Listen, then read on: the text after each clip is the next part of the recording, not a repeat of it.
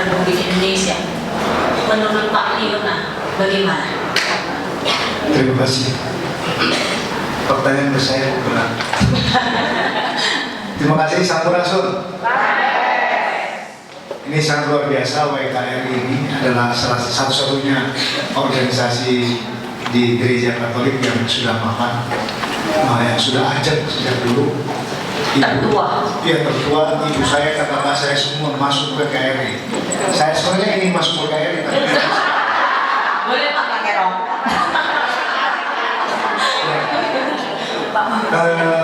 Gini, yang pertama adalah ini dalam proses literasi politik dalam sekarang pendidikan politik.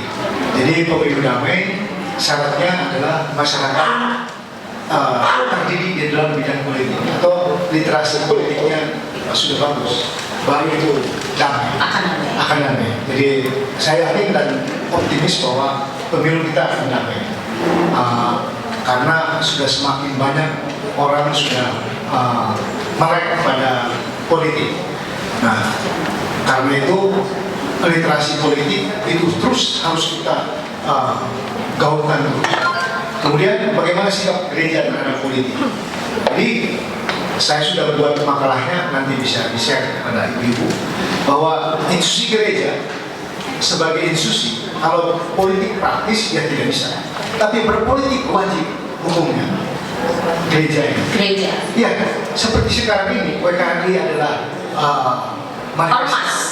ormas dari gereja. Ormas, ya. Ini sedang berpolitik. Ya, Kita sedang berpolitik ya, Ibu. Nah, jadi bagaimana mencerdaskan umatnya supaya politiknya semakin luas pengetahuannya. Itu kewajiban gereja. Nah, kalau misalnya dukung-mendukung itu urusan awam seperti ibu dan sebagainya. Nah itu. Nah, jadi bahwa politik adalah suci itu menurut Paus di dalam Nomor saya kira sepanjang politik itu ditujukan untuk kepentingan umum, kepentingan bersama atau bonum comune, itu politik suci. Oleh karena itu suatu kewajiban bagi umat kita semua, aktivitas politiknya harus nyata. Bagaimanapun semua proses-proses kebijakan yang pada akhirnya bermuara pada hukum, aturan, regulasi, itu semuanya ada proses politiknya. Nah, bagaimana mungkin kita ingin terwakili, suara kita ada di dalam undang-undang, ada semua hak dan kewajibannya, kalau tidak melalui atau tidak ikut dalam proses politiknya, proses legislasinya, tidak mungkin. Oleh karena itu, saatnya kita masuk pada dunia legislasi untuk mempengaruhi proses politik tadi, yang akhirnya adalah undang-undang tadi. Wanita Katolik Republik Indonesia atau WKRI DPD Jawa Barat mengadakan kegiatan talkshow dengan tema Pemilu Damai Menuju Indonesia Maju di Bumi Sili Asih Bandung pada hari Jumat tanggal 8 Desember tahun 2023. Acara talkshow menghadirkan 4 narasumber: Leona Nanang Supriyatna, Andra Wahyu Hartawanti, Alexander J. Rizky, dan Edgar San Gunawan. Tanti Mariani SH selaku penggagas acara dan sebagai moderator talkshow menyampaikan bahwa kegiatan ini merupakan kegiatan edukasi politik menghadapi pemilu tahun 2023 kepada para anggota WKRI agar menjadi pemilih yang baik dan cerdas.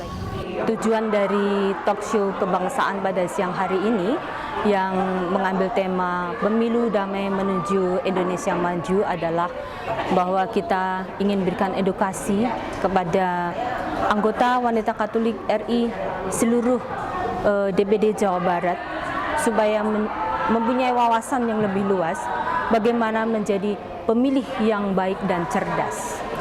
Menghadirkan 4 narasumber ini tujuannya adalah bahwa kita ingin mengetahui bahwa 4 narasumber ini pasti mempunyai pandangan dan wawasan juga tentang bagaimana pemilu ke depan, pemilu yang damai itu sebaiknya seperti apa, dibarengi dengan pencalonan mereka sebagai anggota legislatif.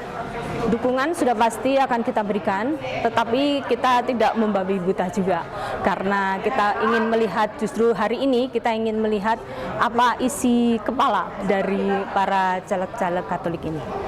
Karena ini berkaitan dengan tahun politik, sehingga kita perlu mengadakan ini bulan baru pertama kali kita adakan selama saya menjadi anggota Wanita Katolik. Karena saya sudah 20 tahun di Wanita Katolik RI, dan kebetulan sekarang saya sebagai Dewan Pengawas di Dewan Pengurus Pusat, maka saya pikir bahwa setiap anggota Wanita Katolik perlu mendapatkan pendidikan dan wawasan tentang politik.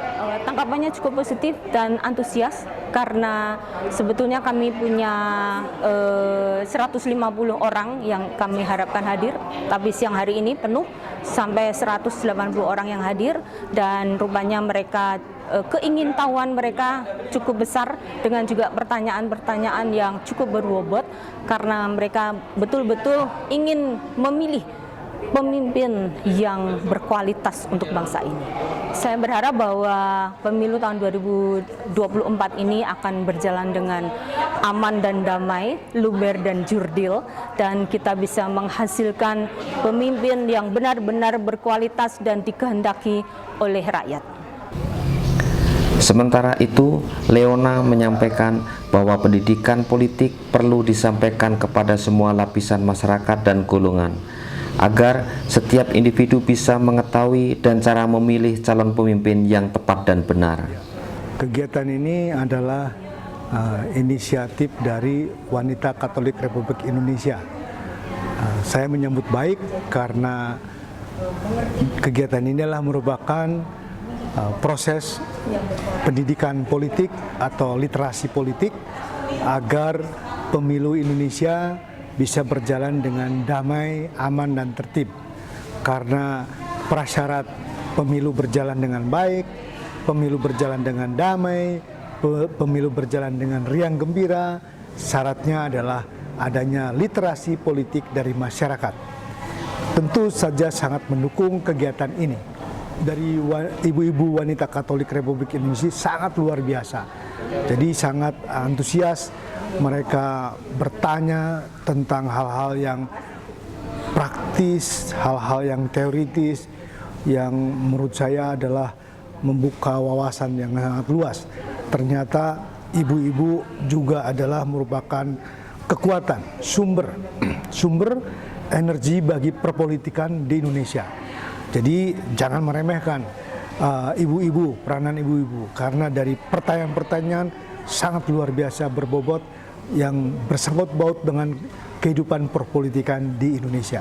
Ya, ini akan berlanjut terus, tidak hanya dalam pemilu saja, tapi setelah pemilu juga akan ada diseminasi masalah-masalah yang aktual di bidang politik, di bidang hukum, dan bidang ekonomi, dan sebagainya, yang menyangkut paut dengan kehidupan dari ibu-ibu ini. Semoga apa yang diinisiasi oleh ibu-ibu ini bisa menginspirasi ibu-ibu yang lain, agar ibu-ibu yang lain juga melakukan literasi atau pendidikan politik, agar mereka juga lebih aware, lebih sadar akan pentingnya partisipasi politik dari ibu-ibu. Hal senada juga disampaikan narasumber Andra Wahyu Hartawanti. Gereja Katolik memang institusi dan lembaga keagamaan dan tidak boleh berpolitik, namun memberikan kebebasan bagi umatnya apabila ada umatnya yang mengikuti dan terjun ke dunia politik, dan Gereja Katolik hanya memberi pendampingan. Iya, tadi saya lihat mereka sangat antusias ya Mas ya, karena kan sangat jarang nih diadakan pertemuan-pertemuan seperti ini untuk pendidikan politik, untuk menambah wawasan politik, tentang literasi politik. Jadi mereka sangat antusias, dan karena mereka keingintahuannya juga besar kan, caleg-caleg sekarang tuh siapa aja gitu, dan nanti bagaimana cara memilih, karena mereka sekarang sudah mengalami kebingungan di masyarakat karena begitu banyaknya caleg yang ada.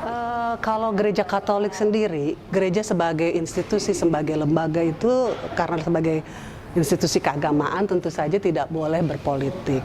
Tetapi gereja juga harus kata apa ya, mengambil sikap lah, dalam arti kata membantu caleg-calegnya gitu untuk memberikan pendampingan, bisa dibilang kayak gitu, untuk diberikan pendampingan sehingga umat juga tahu siapa yang harus memilih, kriteria seperti apa, caleg seperti apa yang harus dipilih oleh umat. Ya, harapan saya tentu saja ke depannya ibu-ibu ini terbuka ya, sudah terbuka hati, pikirannya, wawasannya, sehingga bisa menerima saya ketika saya sosialisasi ke daerah mereka begitu. Dari Bandung, Wahyudi Erna melaporkan.